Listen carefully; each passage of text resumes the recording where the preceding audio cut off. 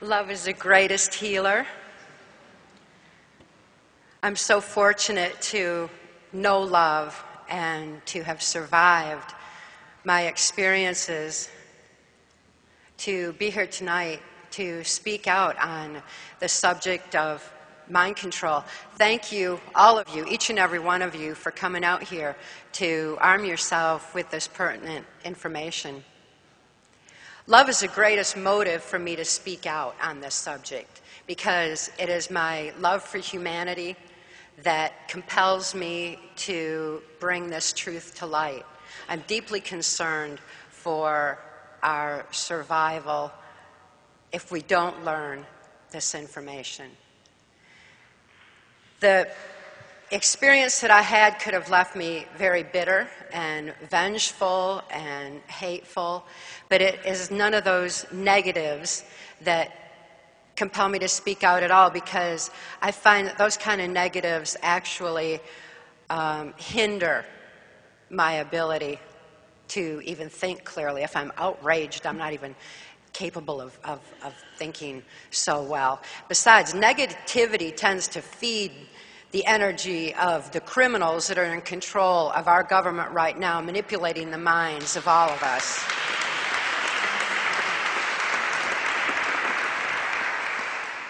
Now that I'm free to speak out, and now that I know love, it feels so good to realize that there are good people in this world, that there is good and bad running through everything. Here we are speaking in a church, and yet a church was so much a part of my abuse. So again, there's good and bad in everything. There's good and bad in government. There's good and bad even in the CIA. Mark Phillips is some powerful evidence to me that there are people in intelligence who have integrity and soul and compassion. And that was a real eye-opener for me, because my whole world was covered in abuse. My whole world was one where I couldn't see beyond my experiences of the moment.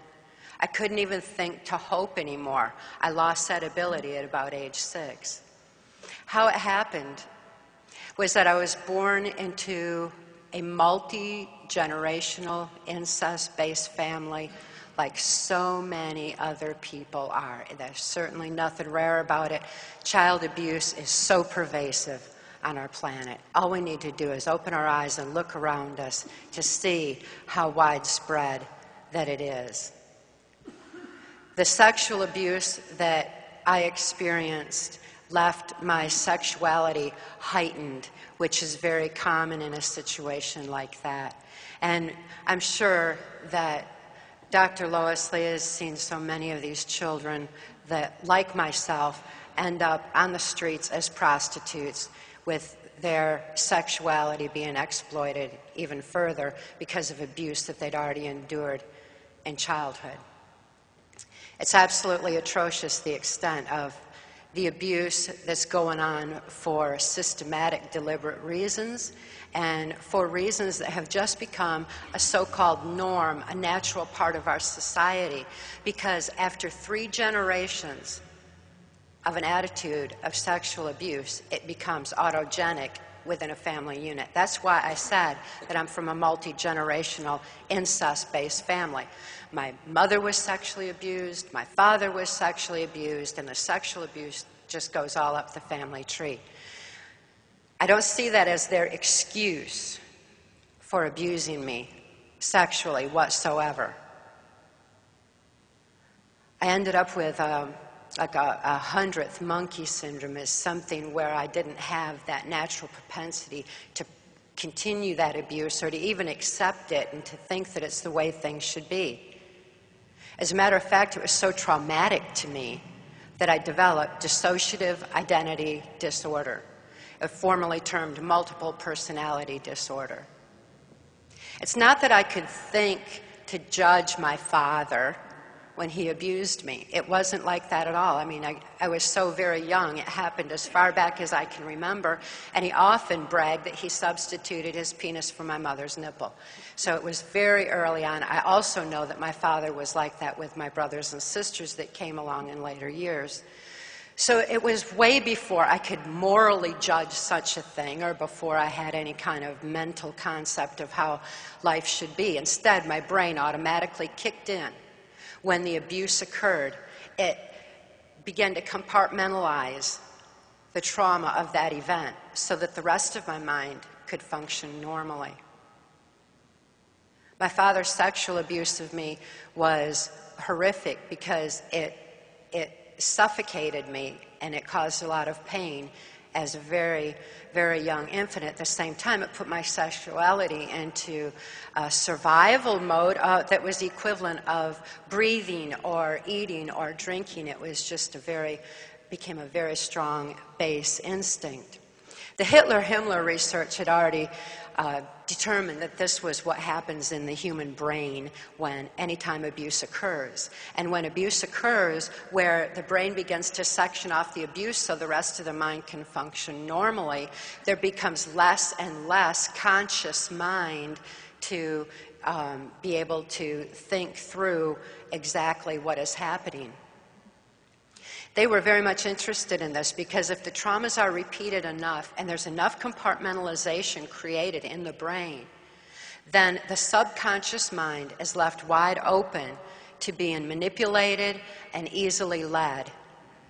That was what they wanted for mass mind control in a society. It's what they wanted for that kind of Manchurian candidate attitude and for being able to manipulate, ultimately, the politics of the planet as well as the population as a whole. These experiments that Dr. Ross referred to were so heavily going on when I was born in 1957 that by the early 60s, mind control was in full swing. The CIA was taking information from what the Catholics had long since learned about the effects of trauma on the human mind when they did the Spanish Inquisition and the Crusades, and they found out how people responded to that kind of trauma, that kind of torture. And it was so strong on the population, as a matter of fact, that it ended up where the few free thinkers that were left went underground, and secret societies began forming and spinning off that. I'm not saying secret societies are right or that they're good, but they came from horrible, torturous abuse that was going on, that was trying to control people and steer them into one belief rather than leaving them to their own normal development. Project Paperclip had already happened, and the Nazi and fascist scientists from Hitler's Nazi Germany were brought into the United States, and the information was being combined with this information from the Catholics that the CIA was combining into a very powerful form of mind control. The MK-Ultra mind control projects were very strong, but they weren't just experimental at the time that I was in. They were already absolute. They knew exactly what they were doing. And they even had it established where they had a certain faction of the government set up to target children like myself who were suffering from dissociative identity disorder, where the memory of the abuse was compartmentalized into those different compartments. Along with that compartmentalization comes a 44 times visual acuity, because it's like you get these eyes in the back of your head to see if the abuse is coming. And when people have been horribly traumatized, you'll notice that their eyes are wide open, and very often you see the whites around their eyes. Their blink responses aren't even proper, but that's because the body is going into this mode of, trying to stop the problem before it happens again, or trying to stop the traumas and the horrors before they occur again. Additionally,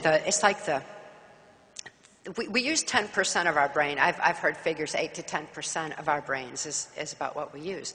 Well, when you have that kind of abuse, it blasts you into other parts of your brain, and so you end up using other parts that most people never get to because they don't even know that it exists yet.